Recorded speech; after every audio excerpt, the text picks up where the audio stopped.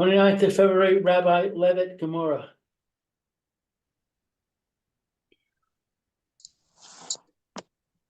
The Gemara, 119A5, right? And the Charash. And just seeing if we did all the Rashis.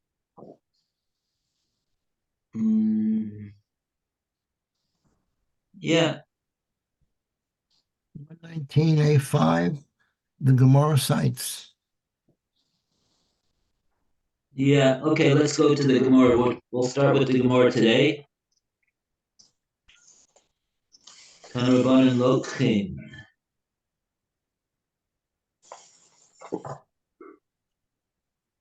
There were some Rashis in the Mishnah we didn't do.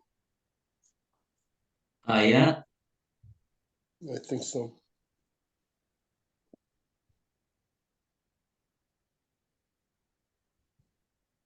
Okay. Just a couple here. I'm not sure where it ends. Yeah, the Rashis on the Mishnah go all the way till the bottom of the second column of Rashi. Right. So okay, so we're right now we're 1, 2, 3, 4, 5, 6, 7, 8, 9 lines up. Oh, really? Matzad. Yeah, on the Rashis, 9 lines on the Rashis, Matzad, which basically was the plane, so to speak. But it gives you that. Yeah. The Mitzad. Yeah. Mitzad is basically what we talked about being a plane. Now it helps here. Del Dyer Velaz. He gives a whatchamacallit, another old French word which wasn't going to help us with that. And then it's katana. It's small. The machlik bo et hanisharim, and it smooths out the boards. The shafim, and it cleans it, so to speak. Dakim, because it makes it thin. Hain. Tanbis, another word.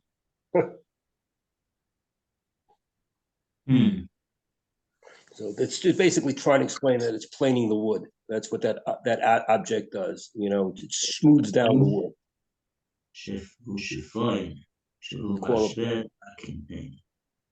Oh, is that another word that we had in the Mishnah?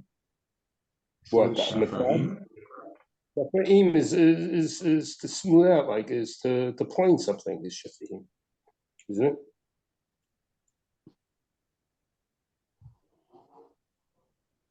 Oh, that's something else. In other words, there's two things that the matzah does.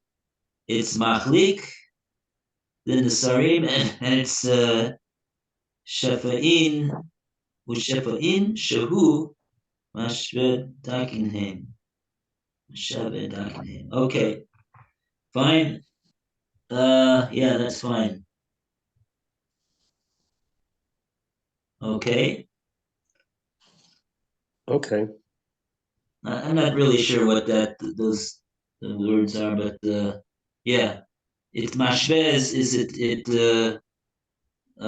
makes it level and so it's not crooked, and machlikas, it smooths it out, right? Okay. Next Rashi. Next Rashi is the cardom. It's like an axe type thing, a hatchet. The matil sha'afim gasim, and this is to take out thick pieces, thick wedges out of it, as opposed to thin. And matzad is to take out small things, and this is a more of a chopping away thing.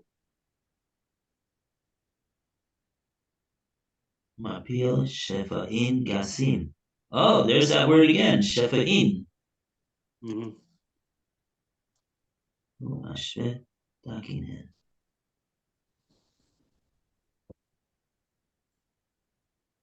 Oh, so that's what's the that's what's left over from the boards that the plane has. The first one was talking about the din of the matzad. Mhm. This that the carpenter what comes out from the matzad, meaning what's coming out from the matzad is the leftover wood from the plane that he did. The wood chips. Yeah, so when it comes to the matzad, we say the din is hare elu shelo. It'll belong to the carpenter because they're relatively they're very small and fine. You can't do so much with them. Whatever. He's not makpid about them. The balabais. Presumably the balabais bought the lumber for the carpenter to work on. That's why we were saying that it belongs to the carpenter can keep it because he doesn't want them. They're not so important. But the work that he does with the I think this you said the kashil, Rashi translates that as a kardam. So that's an axe. It's not planing the wood. It's cutting it into larger pieces. So that's what Rashi says. Mapil shifa'in gasin. It's cut it into chips, which are not so thin. They're significant size. They're thick chips. So that we say belongs to the balabais. They don't belong to the balabais because he's makpid on that. He doesn't want to. He wants that back because they're bigger chips. Okay. So the right. That's what Rashi meant. Shefa'in are the chips or the slivers that come out from the plane. Rashi said in Dibur Maslim Matzad, Shefa'in, the chips or the shavings, Shehu Mashveh that he did with the plane are dakim. They're very fine. They're not so big, not so important, and therefore they'll belong to the. He doesn't want them, so he could keep them, the carpenter. But the other ones, mapil shefa'in gasim, the hatchet gives big chips, so he wants them back. Okay, fine, good. Weiter. The etzel beit balabayit. It's a scher yom, the daily wage. Okay, so Rashi points out over here that if the carpenter is working, in other words, on the premises of the balabayis, and Rashi adds that he's the terms of employment are that he's a schir yom. He's getting paid by the day. He gets a certain amount of payment for each day that he works. Schir yom. That's the terms, and that's the place of employment. He's working on the premises of the balabais, not in his own shop. So like that, we said.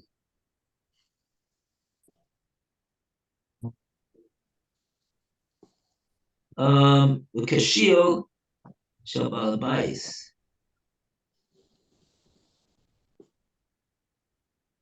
Shel no. The Mishnah said im haya ose etzel balabais. If he was working this work on the premises of the balabais as a day worker, being paid by the day, so then in that case, afin nesarim shel balabais. Even the small things in the sarim will belong to the balabais. Okay, now we got Rashi for nesarim. Nesarim, those are the small shavings or whatever, shavings. A feel dak, even the very thin ones. Hayitza that comes out. Mitachet hamikdach, underneath the axe, so to speak. She dak ma'od, because it's very, very thin. Shel balabayit. The Varesha and the Resha, the Kablan, Shekibel, the worker who receives Lavanot Abayit, the bricks of the house, the Damim, for a fixed amount. The Damim, Kesuvim. Okay, so in other words, up until that, when we said in the Mishnah, if he's working by the Balabais, and Rashi added as a day worker, so then even everything belongs to the Balabais, even the fine things. And this is what we were saying before. We made a difference between whether they were dakim, whether they were gasim, whether they were thick, whether they were thin, how big they were. That was when we were talking about a kablan, that he gets shekibel of nos habayis. He receives, I guess, the wood from the balabais in order to build a house. Bedamim ketsubim, and he has a fixed flat fee for building the house. So that's the. So then there'll be situations where he's, and presumably the point is that he's not working on the premises of the balabais, and therefore he's going to get some of the balabais is not going to bother with the insignificant things to go and get them from the guy. I think we said that yesterday. Okay, good. Now we're ready to go to the Gemora, and we go to Lou to start off reading the Gemora. The bottom line of Kufid Tes, Lamed Aleph. Tana Rabbanan. Rabbis taught in a brisa. Lokhin mochin min hakoves mipnei shehein shalo. Let's see, we may buy shreds of wool from the launderer because they belong to him. Hakoves notel shnei chutin ha elyonim vehein shalo. The launderer takes off the upper threads, the upper two threads, and they belong to him.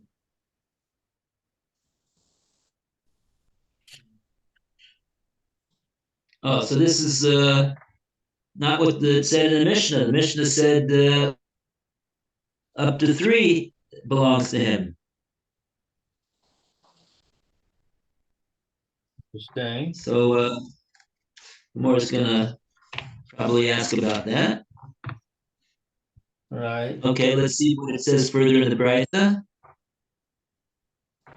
Okay. Hooray! 119a. Hey, wow. We are now on the last Amud of this Masechta, Bava Kama. Wow. You see at the bottom of the page, it says Hadron Alach. Gozel Basro, Slikala, Masechtis, Bava Kama. Wow. That's amazing. Okay, let's see.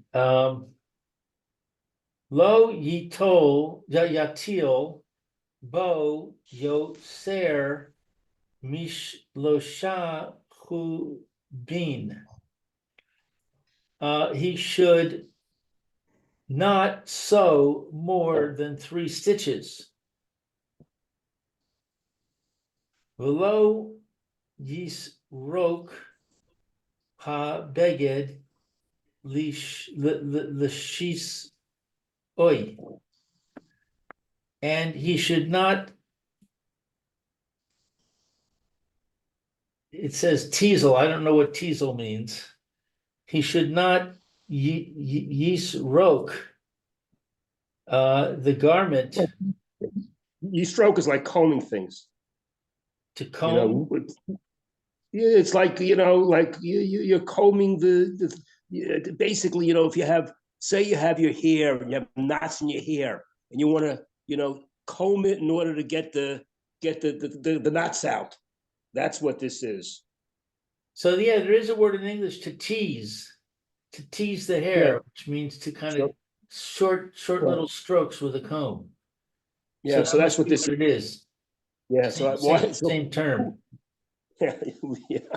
Who ever heard of the word teasel before? Yes. Okay, so he shouldn't do that teasing action to the garment along its warp, which my English says means vertically. Ella the air bow. Rather along its warp vertically. I'm sorry. Rather along its weft horizontally. Okay. Umashvehu le'ar ko. And he evens it out along its length. Aval lo le'rachbo, but not along its width. Im ve'im ba lehashvoso ad tefach rashai. And if he plans to even it out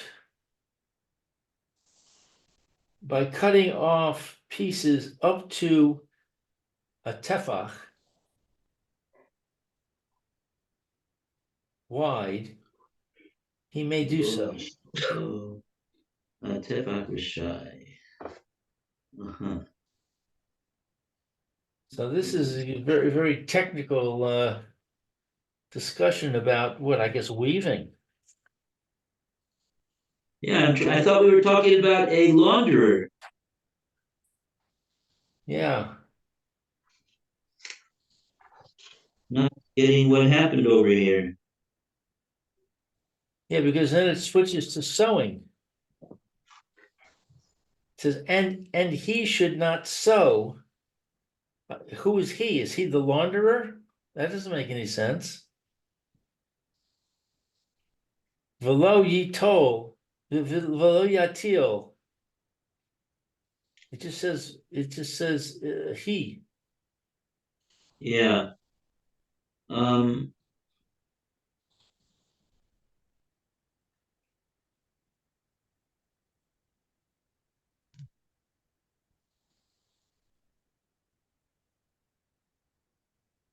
Yeah, the kopis is being mashed for the beged. That's what we spoke about in the Mishnah as well.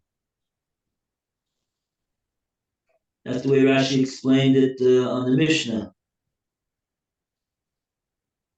Dibur maskil hakobis notel gimel chutim. 10 lines, 12 lines down from the top of the beginning of the Mishnah in Rashi. Rashi Dibur maskil hakobis notel gimel chutim. Rashi explained about the way of the weavers. They would weave 3 chutin from a different fabric, at the end of the beged, and then the koves, what would he do? The launder, notlan, umashveh habeged umeafeu. The launderer would be notel those three chutin. He would take them, umashveh, and then he would even out the beged umeafeu and make it nice. So yeah, we're not clear about the. It seems that was the what the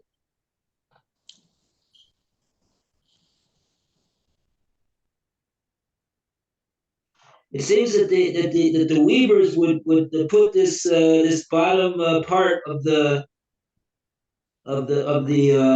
garment onto the bagged, and then it was the job of the koves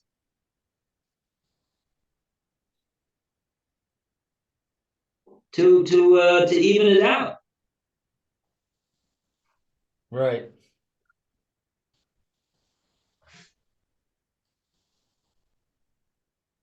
I don't know what we could say. I mean, it seems to be that this koves is obviously more than a koves. What we would think that a koves would do. Now, the footnote in the art scroll refers to somebody that it calls the Teasler. Yeah. So I don't know if it's saying Oh, the Teasler is a different person from the launderer.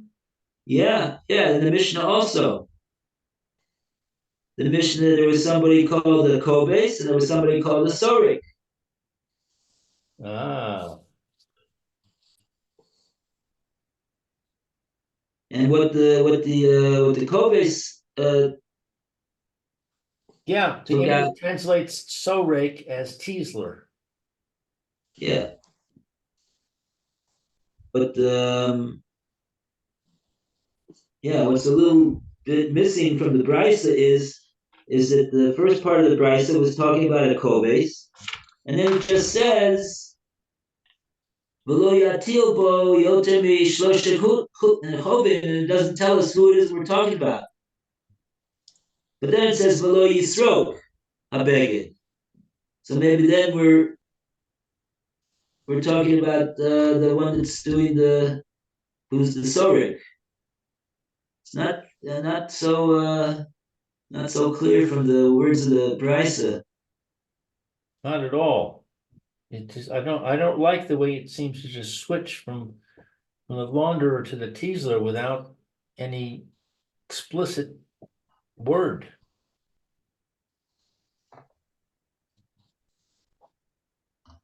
Yeah. Below Yatil. Is there a Rashi about that? Below Yatil was the first Rashi, but it doesn't talk about the who we shouldn't take. The question is to take off the person we're talking about. Okay, Oh yeah, somebody Rashi else. says Derech Hasorkim. Yeah, Derech So Hasorkim. Rashi's explaining to us that the prices now switched from talking about the koves to talking about the sorkim. I think so. We have to read that Rashi. Oh, We'll start reading that Rashi, the Lo Yital. Yeah. Okay, it's a long Rashi here. So he shouldn't take. Let's see what he shouldn't take. He shouldn't take. Let's see, the low yitel. Okay, he shouldn't take yoter megimel tchutin, more than 3 threads. Derech hasorkim, the my way. English says so rather than take. So Yeah, it okay. translates that word yatil as so. Okay, so it's derech hasarkim, the way of these combers or teaslers or whatever you want to call them, latate to take lulot tave the machat. Okay, now I'm not sure what a lulot is. Something of the twine with a needle, or for its length shall beg, for the length of the beg.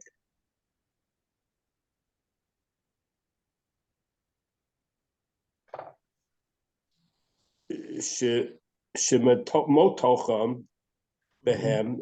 It's tension. It stretches it. Kishahu nisrech when he combs it. The chovato b'makelot, and he beats it with a stick. Kishinigmara, when it's completed, boltim oto, and it sticks out makom, the place of halula ot. So this word, they keep using this word lulot. Yeah, I think they had this word. Don't they have this word in Parshas Tetzaveh with the Mishkan? The lulaot are the like hooks that you hang something on. But I don't know what it has to do with over here. Mm-hmm.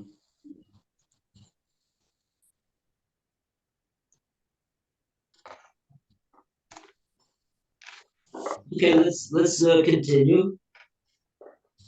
Wait a second. Lulo sticks out. The lulo shouldn't. And he finishes. It sticks out. The place of those lulot. Shemitacha sham, because it's stretched out there. Mishum, because of otan, of those. The No, not notel because mashveh. is smashver, is to equal it out.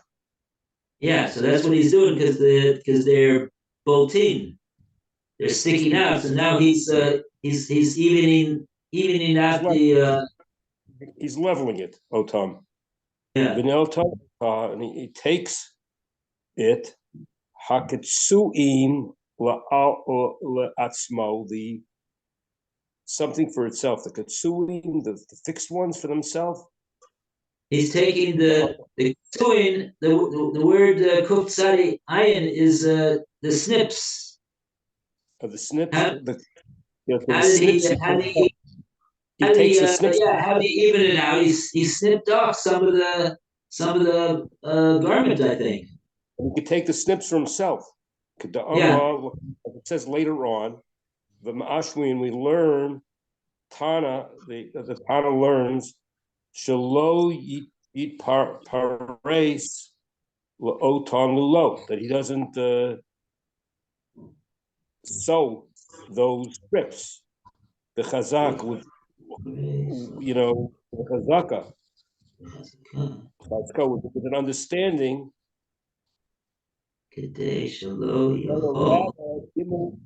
Only 3 threads. And how here's an old French word, balaz, yafins, gimel, 3 stitches, the machat with a needle. Yeah. And the leveling out, this just one more word, this is still part of this. Mishave, he levels it out. The makom ha-blitot, the place where it sticks out. Shenemetach, that it's stretched there. No tell, b'mispram. He takes it with scissors. Yeah. The few a tefach, up to a tefach, he's allowed to take. We told to take from it, which still have strips. Rachova, wide strips of a techach. Uh-huh. Wow, that's a lot of fabric for himself to take. Well, there's small strips only, though.